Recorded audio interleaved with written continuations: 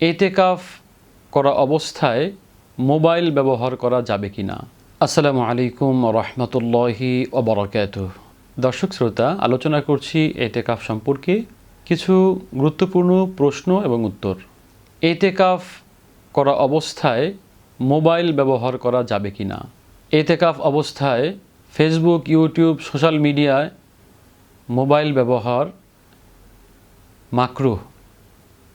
অযথা অনর্থক মোবাইল ব্যবহার এটা ইতিকাফকে গুরুত্বহীন করে দেয়, ইতিকাফের রূহকে নষ্ট করে দেয়।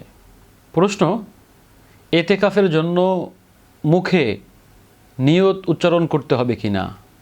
উত্তর: ইতিকাফের জন্য মুখে নিয়ত উচ্চারণ করতে হবে এটা জরুরি নয়। মনের নিয়তি ইতিকাফের নিয়ত হিসেবে আদায় হয়ে যাবে। ইতিকাফ অবস্থায় কোন দোয়াটি সবচাইতে গুরুত্বপূর্ণ? ইতিকাফ অবস্থায় মুতাকিফের জন্য গুরুত্বপূর্ণ একটি দোয়া হচ্ছে আল্লাহুম্মা ইন্নাকা আফুউন তুহিব্বুল আফওয়া ফাআফু আন্নী।